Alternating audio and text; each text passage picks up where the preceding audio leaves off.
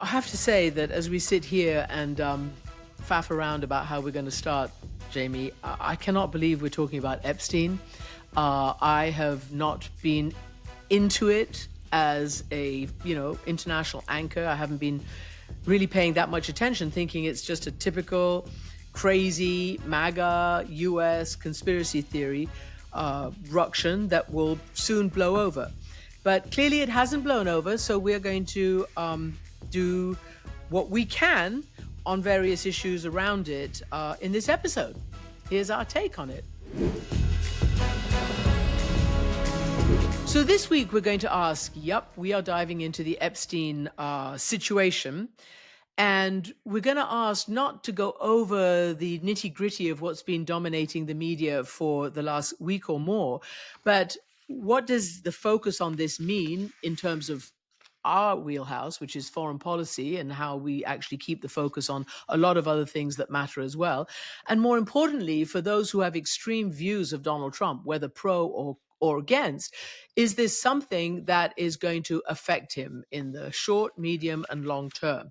All those who dislike Donald Trump are hoping that this collapses him and it's the one thing that he can't get over. All those who really like him are hoping that this is going to blow over and he's going to survive this like he survived just about every other, slings and arrows and darts and charges and cases that have come his way. So we're also going to be looking beyond that into the rise of conspiracy theories more generally, from QAnon, Pizzagate, even the assassination of JFK. And later in the program, we will return to our wheelhouse and we'll ask, where exactly is the Ukraine situation right now? Where has Trump gone on this? Is it sufficient that he's turned a little bit frustrated with Russia? And most importantly as well, what about the Israel-Gaza war? Every time we look at a newspaper, look online, do some reporting, we see that it's getting worse and worse for the people of Gaza, with no end in sight and no hostages being returned. So let's get started. Hello, everyone, and welcome to Christiane Amanpour Presents the X-Files with Jamie Rubin. I'm a senior official in the State Department. I was under President Biden, and I also was under President Clinton. And I've been a long-time foreign correspondent for CNN, and I now host my own show where I interview world leaders on all sorts of issues and relevant people, but I haven't yet done it on Epstein in my program on CNN. And I wasn't going to do it, but here we are because it is dominating the news and to an extent international news as well. So part one of our conversation. Where are we today as we record? I thought this was going to blow over. A lot of people did. It's true that a lot of MAGA base have come back to Trump because they don't want to see their emblem grievously wounded. But it's also true that Trump can't get past this yet, to the point that as we speak overnight, Jamie, he has posted a blizzard, but I mean a blizzard, unlike many that we've seen before on Truth Social, on everything except for this, on trivial stuff, on stuff that he wants people to focus on after his 6 months in office, just a blizzard to try to change the subject. But it doesn't seem to be changing. That's Donald Trump's, actually his strength is by constantly and repeatedly and in a dramatic way talking about every single thing that happens in the world. He keeps the media and the world moving to the next subject time after time after time, and the specifics of any one subject get lost in the mess. And that is the horror of Trumpism, where substance is lost. It's all about what Donald Trump thinks today, what President Trump thinks tomorrow, and that's how he hopes to change the subject, but it may not be working in this case. So I have to say, as a journalist, I just want to pay tribute to the actual journalists over the years, and it started in the mid, 2010s. In other words, around 2008, a phenomenal journalist by the name of Julie Brown, working for the investigative team at the Miami Herald, basically broke the scandal around the Epstein story, in which she discovered that he had used all his contacts in the law, in amongst prosecutors, in business, in all sorts of things, to pretty much get a pretty lenient sentence the first time around. He was allowed to plead to, and I'm going to get this right, he was allowed to plead to 2 counts of prostitution, one with a minor, which essentially got him an 18-month jail sentence, which was a very, very also in itself a lenient jail sentence, because as Julie Brown reports, he essentially got his chauffeur to pick him up from the Miami jail every day and bring him back at 10 p.m. at night. He spent the night at jail, but was able to pretty much live a free life. So she's the one who reopened this case and put it on the map, also by going after the testimony of the victims. And that was incredibly, incredibly powerful. And then it moved to New York, and then we know what happened. He got a much stiffer sentence. He went to jail. And during Trump's first term, he committed suicide in jail. And that started the really important, I sticky don't think we know set of whether he committed conspiracy. suicide. That's one of the issues, actually. The Oh, conspiracy that, theorists that are that's generating this conspiracy controversy. theorists, but there's been So I just don't think we know. factual I mean, we reporting that assume he it. I committed, that assume he it. was murdered. We assume it, but that's one of the issues. Look, But that's one of you've the given issues amongst the conspiracy theorists, and that's why correct, we're and that's what discussing we're this, talking Jamie. about today. I So don't know. let's. You're not a conspiracy theorist, are you? No, I'm not. But No. we're trying to address the fact that conspiracy theorists were behind the Trump presidency, and they are upset by the way he's handled Epstein, precisely because they don't think that Jeffrey Epstein committed suicide. I assume he did. I don't know any better. But the issue is, to what extent were Jeffrey Epstein's information suppressed? And that's where we get to the question of journalism. To me, you've given credit to one journalist, and they deserve credit. But their journalism And is to the all most the important. journalists who then followed that reporting, And absolutely, all real of them journalists. deserve credit. But journalism is one of the most important elements of a democracy. Thomas Jefferson said it's the most important of the Bill of Rights, the freedom of the press. So that means we hold journalists to a high standard, and I hold them to a high standard. And I think in the current situation, they are not meeting that standard, and I'll tell you why.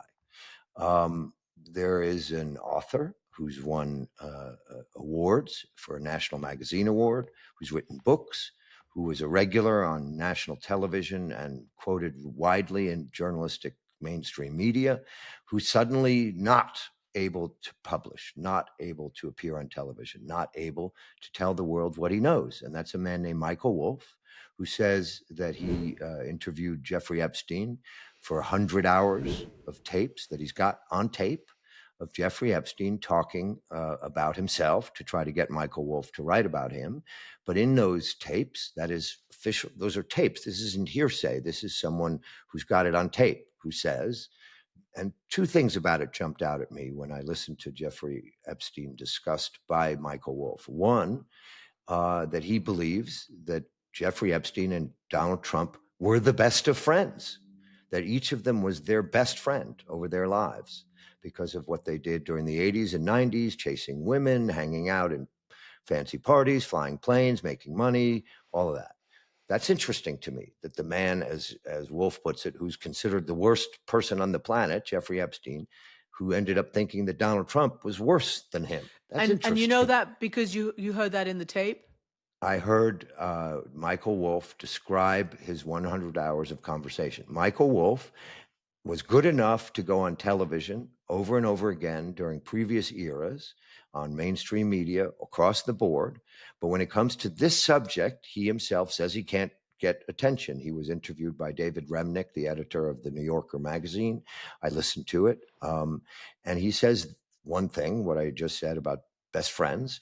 And two, he says that Jeffrey Epstein showed him pictures that he was keeping in his safe because Donald Trump and he had broken, and that these were embarrassing pictures. These were pictures that were embarrassing to Donald Trump, and that's why he kept them in his safe, and that those pictures were taken by the FBI in 2018, and that they give the only plausible explanation I can see for this confusion where prior to office, Donald Trump wanted everything released, and now they don't.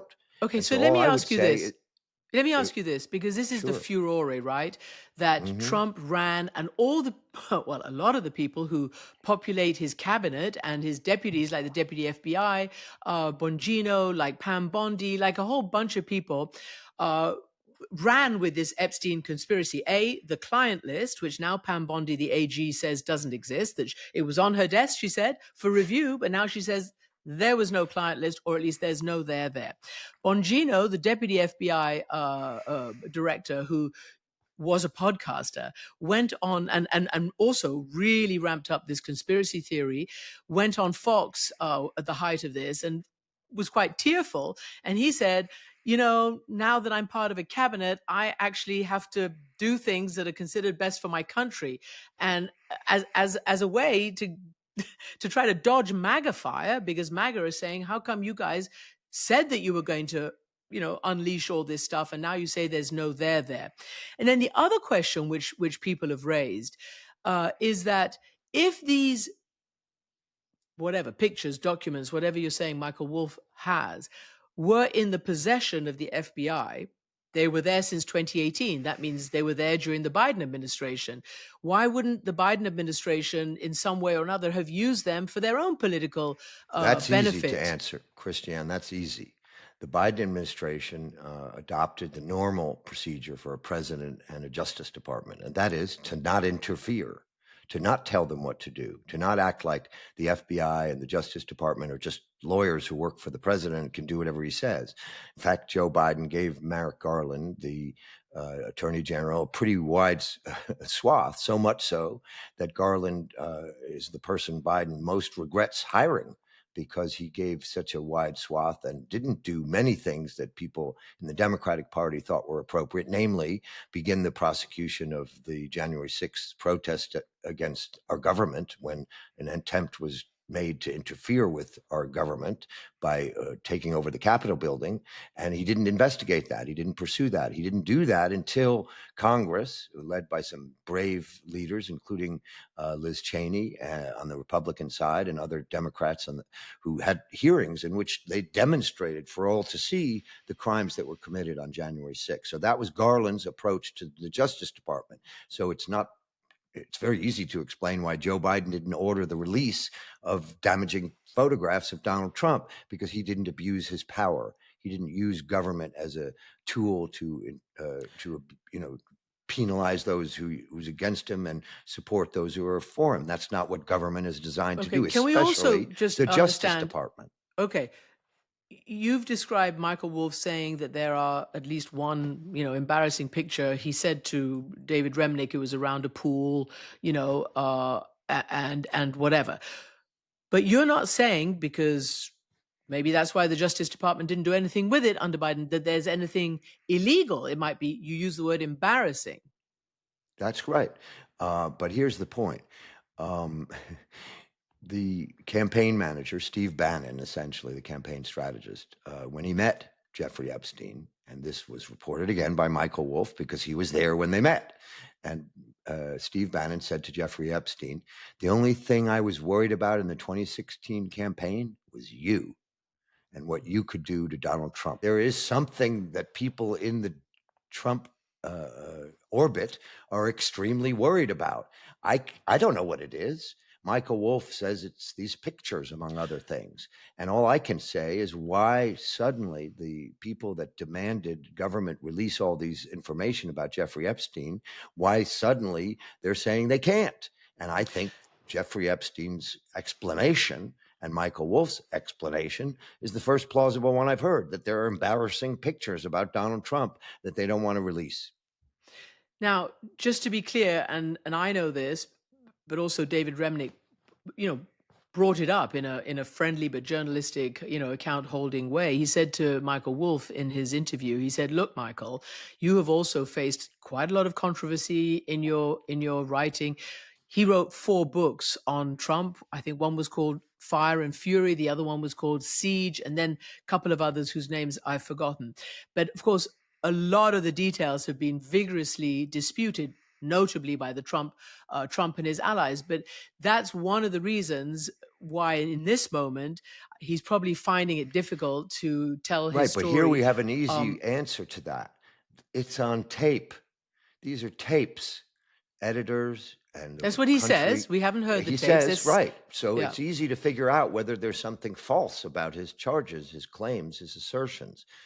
Listen to the tapes, 100 hours of them. Figure out whether it's really Jeffrey Epstein on the tape, and we can do that. There's voice of Jeffrey Epstein in court. Technology can confirm whether this is really him. Listen to the tapes, then let's make our judgment. That's my point here, is that somehow in this case, I believe the major media are afraid. And let's address why. CBS, one of the most powerful institutions in our country, they own 60 Minutes, something you used to work for, one of the Sure did. most respected news organizations in the country, had to bend the knee to Donald Trump by agreeing to pay money for not doing anything wrong, just reporting what was said in two different ways, both of which were said. And they paid them off. This was about the interview that 60 Minutes did, as they do generally with all presidential candidates, with Kamala Harris. And Donald Trump actually refused to sit for 60 Minutes, and then he accused them of manipulating the tape. So yes, and then there's the ABC payment, and then there's the pulling of funding for NPR and PBS, the public broadcasters. And Colbert was just fired. There's a lot of pressure. So I believe that I'm watching what happens in my country when people are afraid. Even the major news organizations become afraid. I had experiences myself like this, where I was talking to law firms about possibly being an associate in some way. And it happened shortly after Donald Trump went after the law firms. And I watched normally sensible leaders of law firms go, "Oh, I don't know whether I can talk to you. You're a Democrat. I can't talk to you about a job right now." The fear is real in our country. That's true. You heard Lisa Murkowski say it. The senator from Alaska, that's Republican sad. senator. That's from news organizations that are supposed to report without fear or favor. In the meantime, let's talk about troubles me.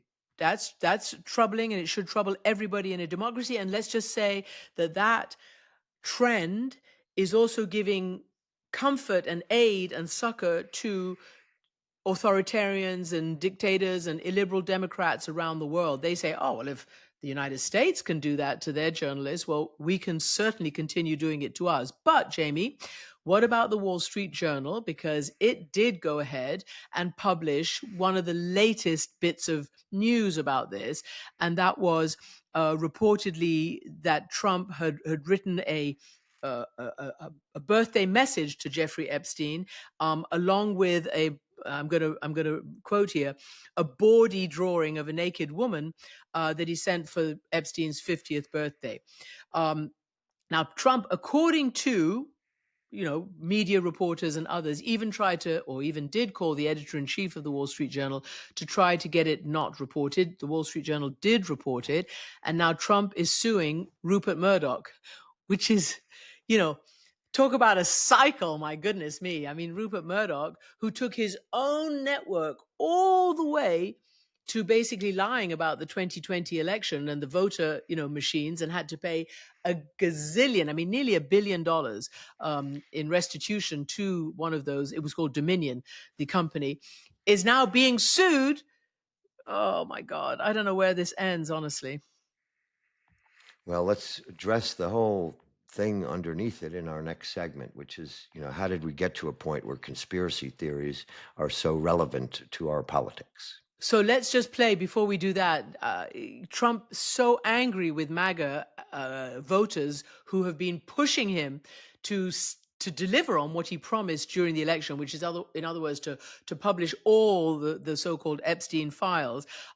This is what he said to his own supporters. It was quite astonishing. I don't understand it, why they would be so interested.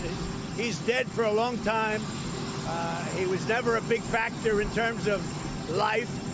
I don't understand what the interest or what the fascination is. I don't understand why the Jeffrey Epstein case would be of interest to anybody. It's pretty boring stuff. It's sordid, but it's boring. Well, that was the nice part of that then, because he also called them all sorts of names like selfish and this and that. And how can you not be concentrating on the great stuff that we've done in the first 6 months of this administration?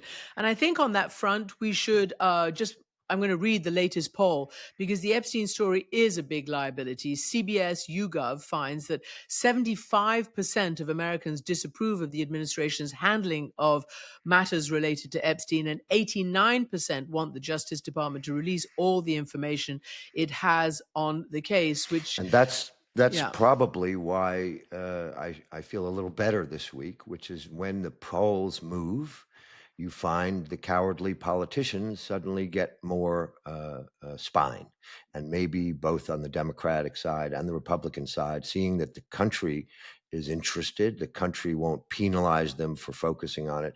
Maybe Democratic senators, Republican senators will lose their fear and gain their spines and begin to ask harder questions and demand answers, and we can get this thing answered.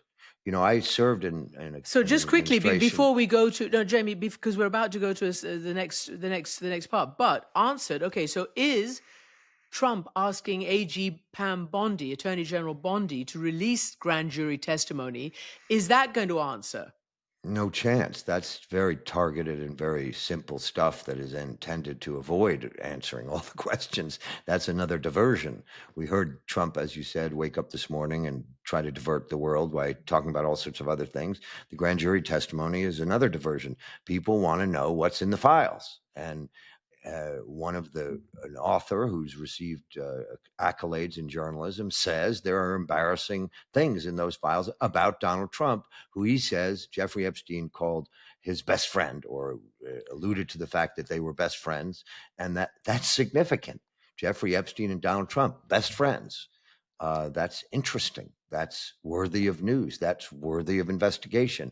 And I hope the spine the Democratic and Republican senators gain will be also applied to the leaders of major news organizations who haven't shown much up till now. I will say one thing, though.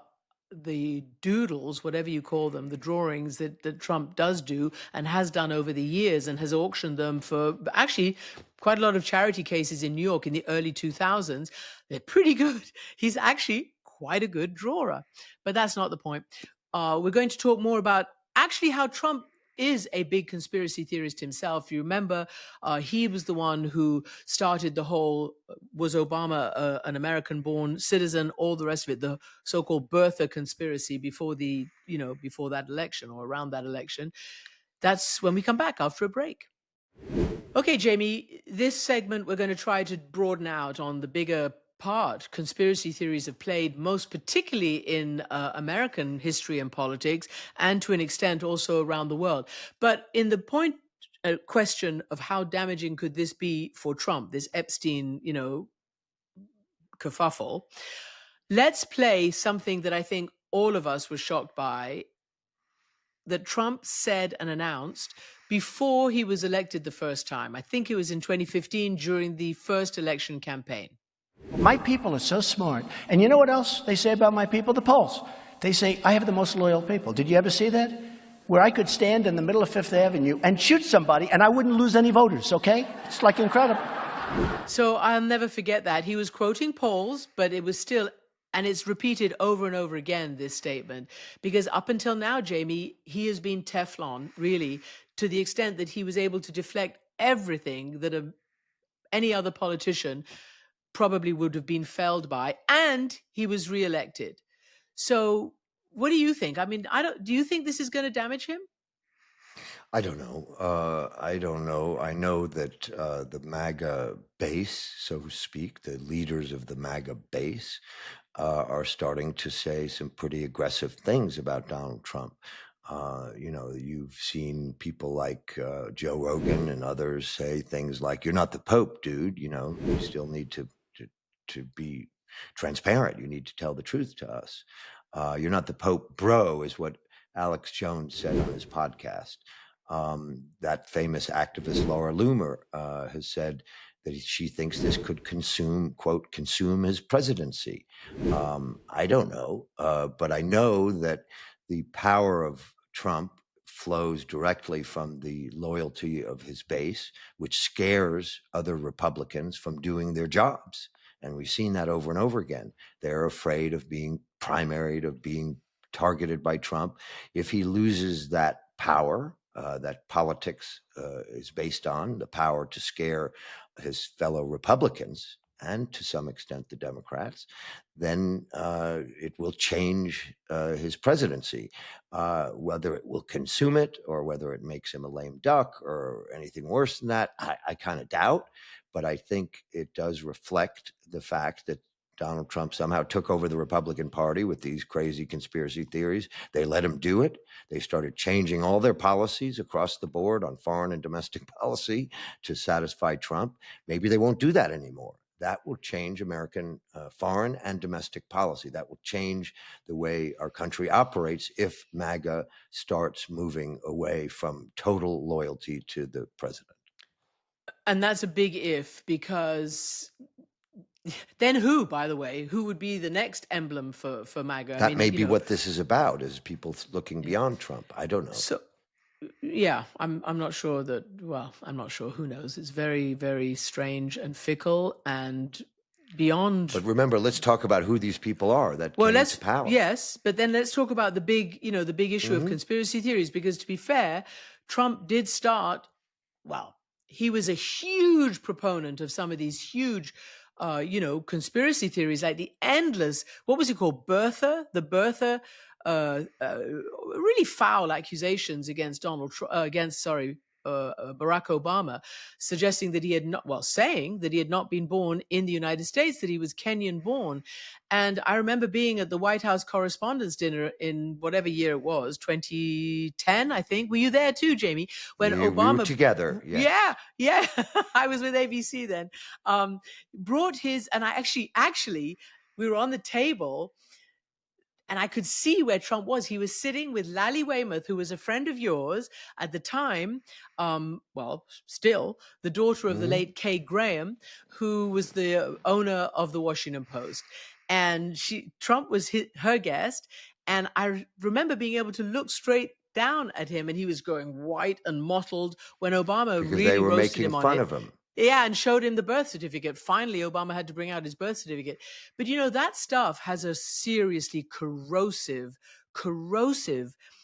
influence, because it never dies, and it just removes trust from any government official. And better than I do that the first Clinton administration, was really plagued by so many conspiracy theories and special counsels and I don't know what, on things that turned out, a lot of them, to be just that, Nothing. conspiracy theories and fake news. Nothing.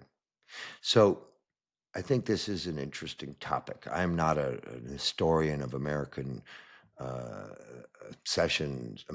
obsession with conspiracy theories. I was born in 1960. The first conspiracy theory that I grew up with was John F. Kennedy's assassination. And I actually believe that was caused a profound change in our country and the world, because John F. Kennedy was so respected and loved by so many when he was shot and killed, and people didn't believe that Lee Harvey Oswald did it alone. It destroyed a trust in government that had existed prior to that time throughout the 50s, and certainly after World War II and during World War II. Government, society, journalism, culture, all had a certain unity based on the war, World War II, which brought our country together. And frankly, the long twilight struggle with communism brought our country together with its excesses on both sides. But there was a unity. I believe that unity was destroyed by the conspiracy theories surrounding John F. Kennedy's assassination and everything that has flowed since that. Because once that happens, once you think maybe the vice president and the CIA conspired to kill their president, you lose trust in government. And guess what? That's a trust that can never be regained. And guess what? That was a nifty piece of Soviet disinformation.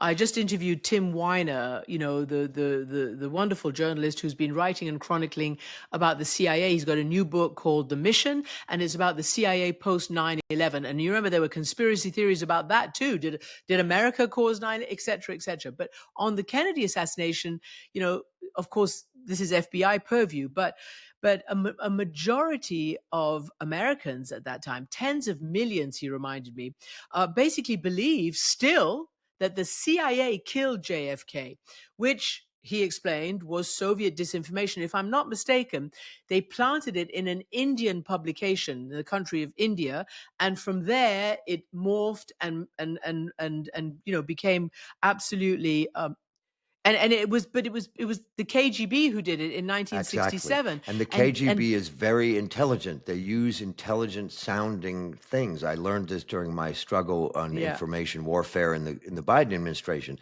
They connected the CIA to the mafia. And the mafia and the CIA were working together. They wanted to kill Castro. There was a split. They fought. The CIA wanted to fight the war in Vietnam, so they hired the mafia to kill JFK because Johnson would fight the war in Vietnam in Oh a way God, that I John can't F. even Kennedy keep up wouldn't. with this. Yeah. Well, I can because I Yeah. saw, dozens of movies about it, read dozens of books about it. And of course, that was, as a young man, something that you couldn't help but listen to because you wanted to believe in the glory of the Kennedy years, which I do and still believe in, and they were destroyed. And I think the birther conspiracy, the Clinton conspiracies, all of these conspiracies are something that Hollywood is definitely a purveyor of.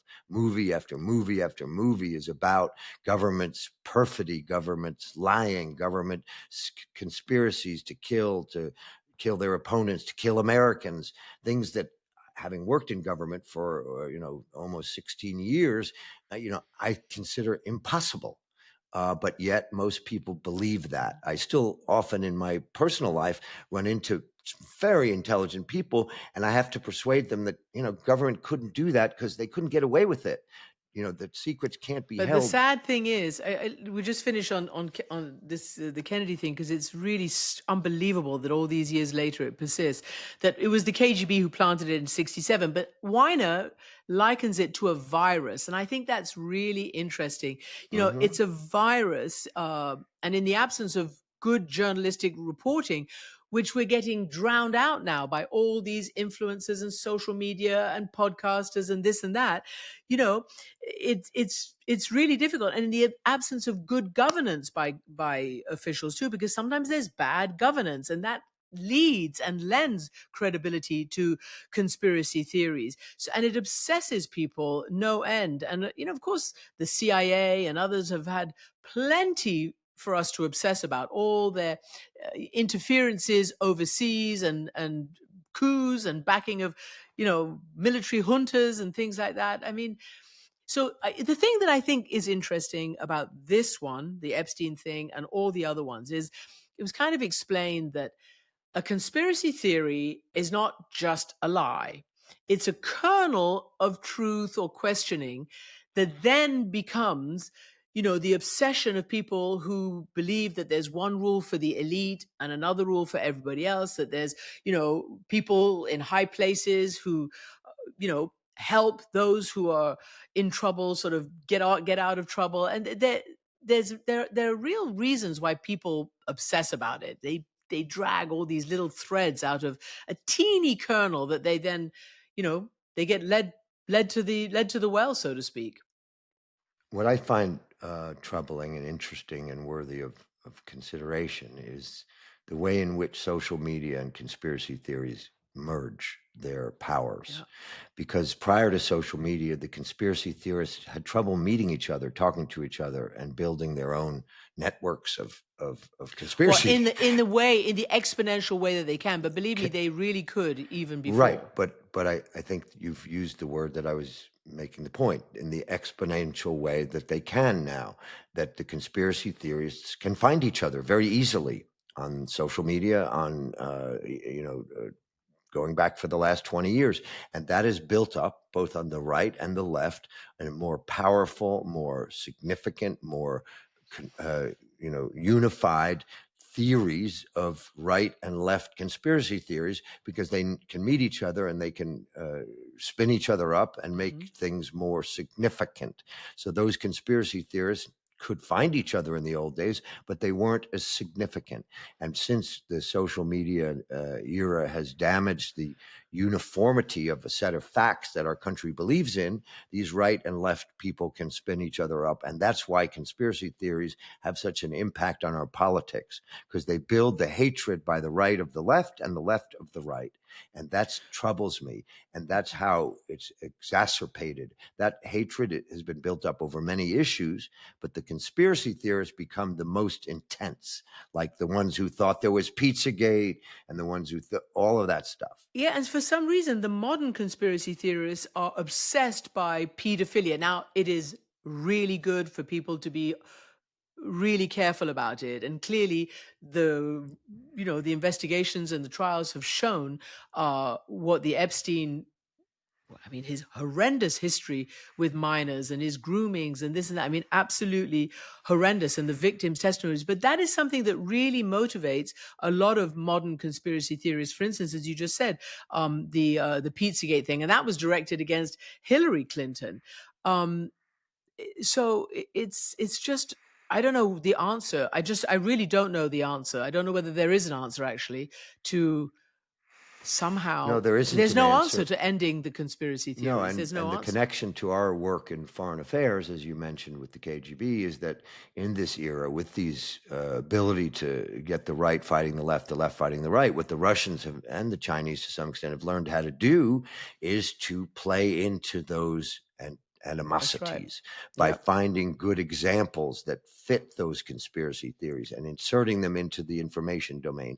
That's what I fought for 2 years at the State Department, and it's very, very difficult once those ideas are inserted into the information domain. Everything. And the only way to fight them is to do two things. One, begin to talk to each other and listen to each other. Remember the freedom, to say what you want also should include the freedom to listen. And one of the things we don't do anymore is listen to each other. We talk to each other very loudly, but the moment somebody's saying something you don't like, then you turn off. And I think that's one of the solutions, is to teach kids and parents to teach their kids how to listen to each other. And my favorite story about this is from my friend Christo Gratsev, who's a journalist. I asked him what it was like to live in communist Bulgaria, and how did he survive when there were lies told to him all day long and told to the people all day long. And he told me, well, when I grew up, my parents told me, whatever happens during the day, if something you hear and you're not sure what to think, ask us at the end of the day and we'll talk to you about it. And that's how kids and families dealt with totalitarian extreme pressure to conform. And I think it's what we need again today. Families need to talk to each other and help kids sort out their thinking, so that we can get back to a set of facts from which we're allowed to disagree on what to do about it. But without the agreed facts, as Daniel Patrick Moynihan said, you can have your opinions, but you can't have your own facts. And one of the ways that conspiracy theories have ruined our country is because people now do have their own facts. They certainly do in this world. Right, over to vaccines and everything. So look, let's take another break, and actually let's focus now on some of the stories around the world that are perhaps not as much in the American attention span. And of course, remember, this is all also about what some people quote as the attention economy. Nobody has any attention span. So this is just such a way to, deflect and not focus on Ukraine, Gaza, the terrible, awful things that are happening in parts of the world like Afghanistan and Africa since USA Ideas has been killed. Let's take a break. We'll be back. Jamie, everybody, we're back with the last part of our discussion for this episode, and that's on basically what's going on in our wheelhouse, which is Ukraine, Israel, Gaza, the rest of the world, as America seems to be obsessed by the Epstein Files and whether Trump is going to survive or not. He is going to survive it. That's my prediction. So, Jamie, last week, the president did something. He made a U-turn, which we've discussed, and that is said that the Europeans could buy, as you talked about on one of our early podcasts, a way out of this no weapons to Ukraine nonsense from the Trump administration could be that the Europeans buy them and then they give them to Ukraine. So that's all well and good, but Moscow now is insisting that its going to achieve its goals for Ukraine before any ceasefire talks. Zelensky, the president of Ukraine, is saying that he's ready for ceasefire talks now. And the British are in the middle of chairing a group of allies to try to surge weapons into Ukraine in the next 50 days. And that's because Trump has given Putin 50 days to get serious about ceasefire talks. Or else face sanctions, and they would be secondary sanctions as well on people who are buying things from Russia. So what does that mean, Jamie, as Putin gets ready to really have this summer offensive with more than 100,000 troops, according to reports, massed to try to get as much territory as he can? Well, I think it's two things. Number one, Putin's relentless attacks on Ukraine will continue both in the air and on the ground for the foreseeable future. But we should remember that a lot of Russians die for very little ground gained. It is relentless. It is damaging. It is terrible for Ukraine, but we shouldn't exaggerate the gains on the ground. They're very small, very insignificant, really, compared to the number of people dead. Remember, we're talking about Russia having lost 1 million people dead or wounded in this war. Soldiers, those families are You know suffering. that he doesn't care, and you know he We pays know he the doesn't care, families. but the That's Russian not the point. mother, The point the Russian, is the let me is the finish. You asked me territory a question. and the Let me pressure try to on answer. Ukraine. Let me I try know, to but you're answer trying to your say that Putin gives a damn about I his own didn't dead say people. that. I He just never even doesn't. implied it, and I wouldn't say that, and I've never said that, and I wouldn't say that. Putin doesn't give a damn. Right, we can take that as a given, but 1 million dead Russians or wounded Russians is a significant number. And in Russia, there is a thing called the Russian mother. It's a very real phenomenon. It had an impact in Afghanistan. Yeah. I believe over time it will have an impact in Russia. And I think when we talk about Russia's military offensive, we should point out how much suffering goes on the Russian side for them to gain very little territory. Now, as far as the weapons are I want to concerned, say how much suffering goes on the Ukrainian side, because well, they are we all talk at about the that. That's receiving well end. known. Yes, but it's well known. But just like everything else, every other story is pushing it off the airwaves right now. It's really bad. Of course, it's terrible, but the Ukrainians are determined to fight. They are not going to be intimidated by Russia's relentless offensives. And that's what Europeans and Americans need to appreciate. The Ukrainians are doing the fighting and dying, and they're not going anywhere. All they want is the weapons to defend themselves. And finally, at last, the Trump administration has figured out a way to provide some of those weapons. Not all that the Ukrainians need, but some. And yes, they're doing it in a way we talked about on this program 10 weeks ago, which is have the Europeans buy those American weapons that the Ukrainians need so much. And that is a result of Putin dissing Donald Trump over and over again, talking nicely on the phone. Apparently, it's Melania Trump who's reminding the president that after they get off the phone, the Russians launch another attack on Ukraine. Remember, she's from Slovenia. She probably has some real antipathy towards the Russians, as most East Europeans do. And so she's reminding the president that he's being dissed. That has helped turn him around, but not nearly far enough. The Europeans are stepping up. I think it's significant that they are doing so. The British in particular. The British also, there's a report today that much of the liquefied gas that's going around the world is going on British insured tankers. So the British should do a lot less bragging and a lot more focusing on the British insurance industry. Do you mean, wait a minute, do you mean Russian gas? Russian gas being delivered all over the world on tankers that are insured by British insurance companies and registered under British insured companies. And that is something the British can do something about. Instead of holding all sorts of meetings about pretending to re-enter Europe as a leader, they can focus. Remember, the British government is one of the reasons the Russians were able to dominate Europe. Remember, we lived in London, and Russian oligarchs had financed the industries of tax and lawyers and real estate, and they had brought great income into London, and the British government turned a blind eye. They're suddenly realizing, you may see last week, they're identifying the spies, they're putting them in jail, they're realizing the extent to which Russia has infiltrated the country. Well, here's a concrete example for the UK to step up and stop these oil tankers and other liquefied national gas delivering ships from being insured by British insurance companies, which keeps the Russian war economy fueled by money. And that would be just as important as organizing the meeting for sending weaponry to Ukraine. That weaponry is important, and Ukraine will get it. But I think the sanctions that Donald Trump talked about, that you just mentioned, well, we need. It's a cumulative. Sanctions is a weird thing. It doesn't work until it works. It's frustrating because it doesn't seem to have an immediate impact. But one day, in some way, somehow, the system suddenly can't handle it anymore. And the way we do that is by making sanctions enforced. Trump has mentioned one way. I'm giving you another way. We talked about on this program sending weapons, U.S. weapons through Europe. Let's get the British to lead a real sanctions enforcement effort. And I bet that will have an impact on the Russian economy. Of course, the British got very, very serious after the full-scale invasion, and even before. Do you remember the Novichok poisonings? And I mean, they got really serious.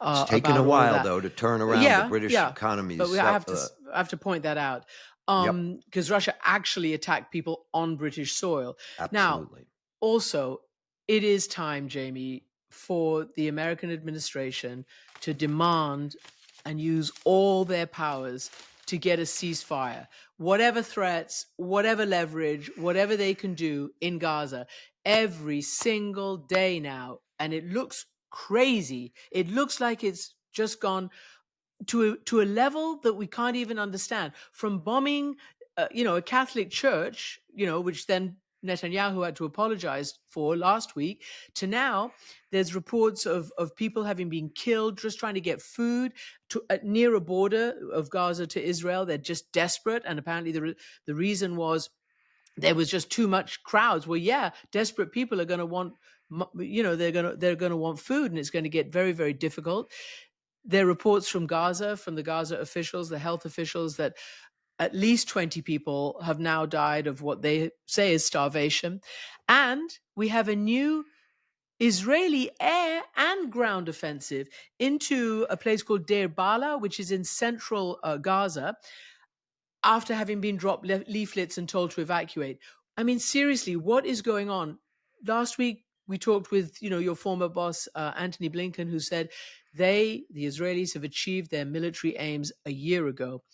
And now they're telling starving people that they have to pick up again and move to other overpopulated zones. Why? To get a Hamas commander? I don't know.